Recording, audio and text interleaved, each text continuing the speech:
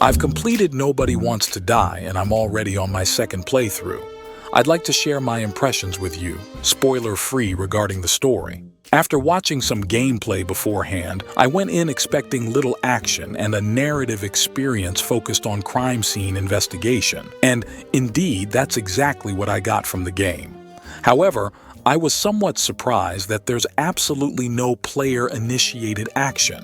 Don't get me wrong, there is action, but it doesn't come from the player. In Nobody Wants to Die, you'll never pick up a weapon or shoot at anyone. It has zero shooter elements. In my previous video, I mentioned that the game strongly reminds me of Blade Runner, and I can confirm that impression. There are numerous references. Like Blade Runner, the game focuses entirely on story and creating a dense atmosphere. This is where Nobody Wants to Die truly shines. The story is somewhat reminiscent of Altered Carbon, but the situation here is even more dramatic since the body is essentially no longer private property. Without giving too much away, it's a solid story, though not entirely new in its themes. We take on the role of a detective with a certain backstory who is currently off-duty.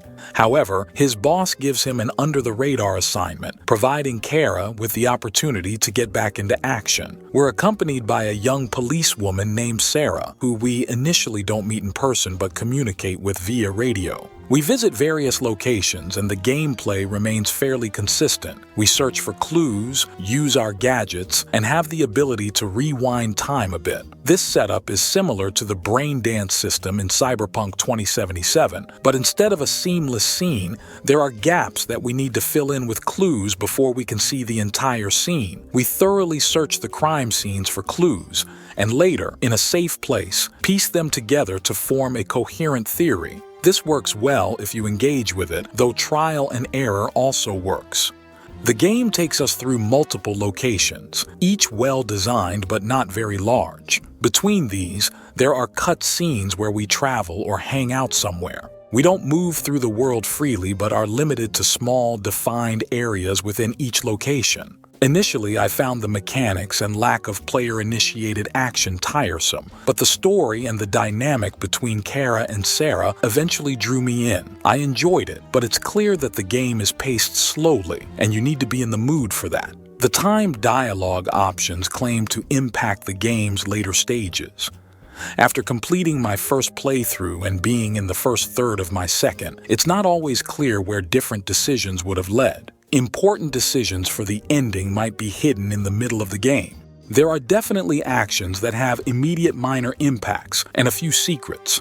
Nothing major, but sometimes you're rewarded for exploring a bit further or reacting to something subtle. These lead to additional dialogues that weren't there before. So yes, there are decisions with varying degrees of impact. The major ones, likely a chain of decisions, lead to different endings. There are more than 2 endings, including at least one tragic one, which I got. I was fine with that and am now curious about the other possibilities. Unfortunately, you can't simply go back to a specific point to try different decisions. Even the ending can't be replayed because the save point is set at the beginning of the credits, which is quite inconvenient. The save system is a mess, with only one save slot per playthrough, and it auto-saves at checkpoints, overwriting previous saves. This means you can't go back to previous locations or replay different dialogues.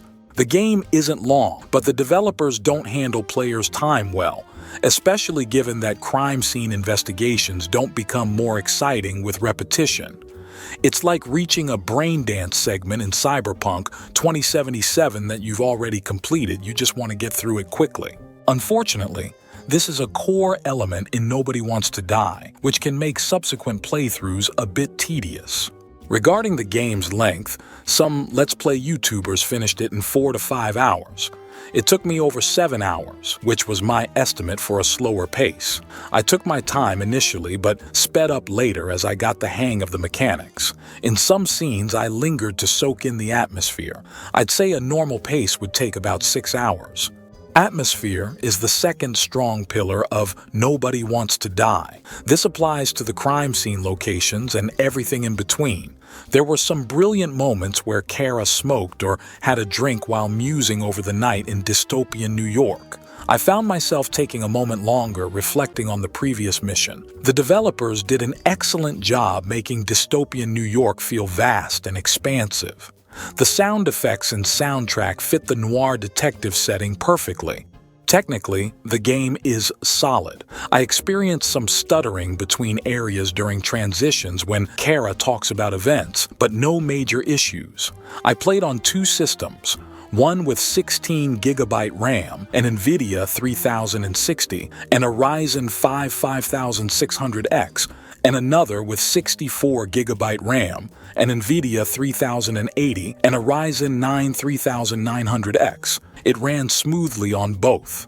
Overall, Nobody Wants to Die is for those who enjoy narrative games and value atmosphere. Both are the game's strengths. The cyberpunk setting, combined with a 1930s style, feels fresh, but often evokes Blade Runner. I'd especially recommend it to Blade Runner fans. If you like to wield a gun, you'll be disappointed. And if you struggle with gameplay systems like Braindance in Cyberpunk 2077, you won't enjoy this either, as it's a core component. As I said, the save system is flawed. Hopefully, the developers will allow us to jump directly to locations like a chapter select, so we can start an area from the beginning. That would be a great feature. Technically, given the small team and limited resources, it's impressive. It took 4 years to develop, and while not entirely free of bugs, many issues might stem from setting configurations too high. I had to manually adjust settings for the smaller system. Despite using Unreal Engine 5 and having good graphics, the limited resources show at times, though they've hidden it well. I think if they had the budget to make the game bigger with larger areas, an action component, and better assets, it could have been a major hit reaching a broader audience. As it stands, Nobody Wants to Die is a niche game, which isn't bad but won't appeal to the masses. I hope the developers sell enough copies to continue making more titles because they have good ideas and a strong sense of atmosphere and story. What do you think of Nobody Wants to Die? Share your opinion in the comments. Thanks for watching. If you enjoyed the video, please give it a thumbs up and don't forget to subscribe to the channel for more content. See you in the next video.